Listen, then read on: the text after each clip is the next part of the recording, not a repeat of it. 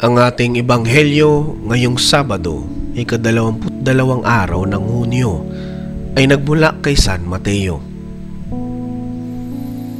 Sinabi ni Jesus sa kanyang mga alagad, "Walang aliping makakapaglingkod sa dalawang Panginoon, sapagkat kapuputan niya ang isa at iibigin ang ikalawa.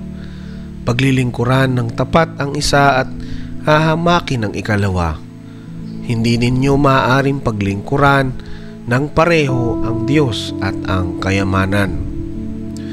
Kaya't sinasabi ko sa inyo, huwag kayong mabalisa tungkol sa inyong kakainin at sa inyong iinumin upang kayo'y mabuhay, o kaya'y tungkol sa susuotin ng inyong katawan. Hindi ba't ang buhay ay higit na mahalaga kaysa pagkain at ang katawan kaysa sa damit? Masdan ninyo ang mga ibon. Hindi sila nagtatanim, ni umaani man, o kaya'y nagtitipon sa kamalig. Ngunit pinapakain sila ng inyong Ama na nasa langit. Hindi ba't higit kayong mahalaga kaysa mga ibon? Sino sa inyo ang makakapagpahaba ng kanyang buhay ng kahit isang oras sa pamamagitan ng kanyang pagkabalisa? At bakit kayo nababalisa tungkol sa pananamit? Isipin ninyo kung paano tumutubo ang mga bulaklak sa parang. Hindi sila nagtatrabaho, ni gumagawa ng damit.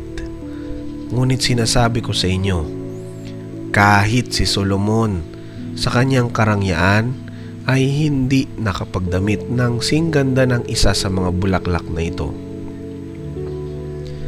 Kung dinadamitan ng Diyos ang damo sa parang, nabuhay ngayon at kinabukasan ay iginagatong sa kalan, kayo pa kaya? Kay liit ng inyong pananampalataya sa Kanya.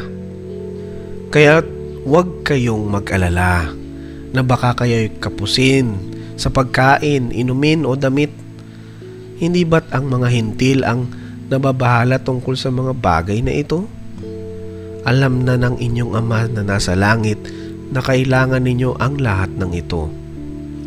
Ngunit higit sa lahat ay bigyang halaga ninyo ang kaharian ng Diyos at ang pamumuhay ng ayon sa kanyang kalooban, at ibibigay niya sa inyo ang lahat ng mga bagay na ito. Kaya nga, huwag ninyong alalahanin ang bukas, sapagkat ang bukas ang mag-aalala sa sarili niya.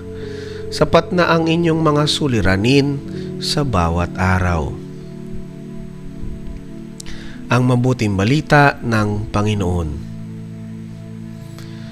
Ang ating faith food reflection ay nagmula kay Brother Ariel Agsalud. Sa lahat ng aspect sa ating buhay, mayroon tayong iiwan at mayroon tayong pipiliin. Masakit para doon sa mga iniwan at kaligayahan naman para sa mga pinili. Hindi tayo makakapaglingkod ng sabay sa Diyos at sa mga attachments natin sa buhay. Ito man ay maging relationships, popularity, authority, gadgets, or money. Kapag pinili natin ang Diyos na magpatakbo sa ating buhay, tayo ay matututong makontento sa mga blessings na ibinibigay at ibibigay ng Diyos para sa atin.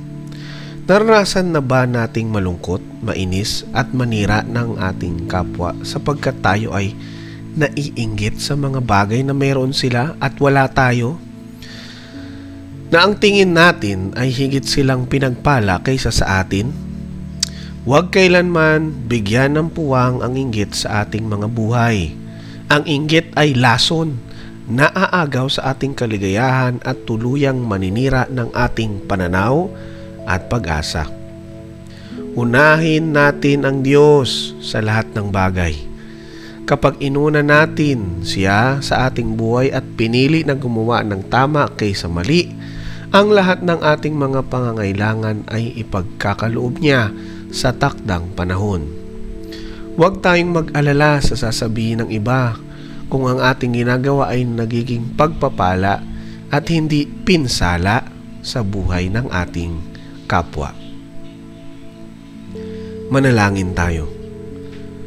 Lord, Turuan mo kaming makontento sa mga biyaya na ibinibigay mo sa amin sa araw-araw.